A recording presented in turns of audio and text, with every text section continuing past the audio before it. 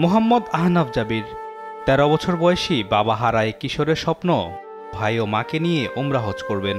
জাবিরের মা মার্জিনা বেগম সন্তানের স্বপ্ন পূরণে তিলে তিলে জমিয়েছেন অর্থ।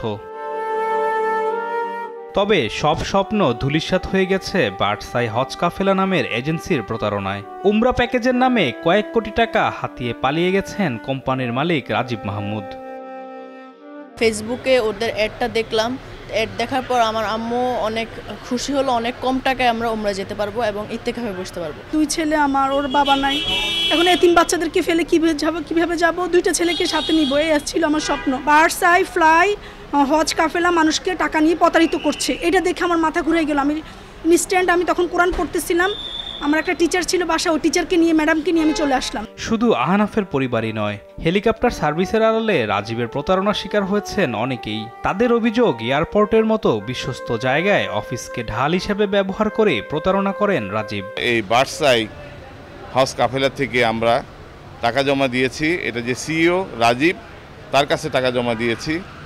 আজকে এই শতাধিক লোক আমাদের বারবার টিকিটের ডেট পরিবর্তন করেও আমাদেরকে পাঠায় নাই।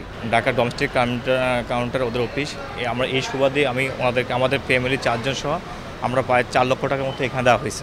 এজেন্সির কোনো নিবন্ধন ছাড়াই শাহজালাল বিমানবন্দরের ডোমেস্টিক টার্মিনালে অফিস বসিয়ে প্রতারণার ফাঁদ পেতেছিলেন বলে জানান association of travel agents of Bangladesh এটাফ সভাপতি। বিমানবন্দরের মতো একটি জায়গায় লাইসেন্স ছাড়া কিভাবে একটা অফিস তারা দীর্ঘদিন যাবৎ করলো, প্রশাসনের একেবারেই নাকের ডগায়। ওমরায় পাঠাতে হলে তাদেরকে ওমরার লাইসেন্স নিতে হবে ধর্ম মন্ত্রণালয় থেকে।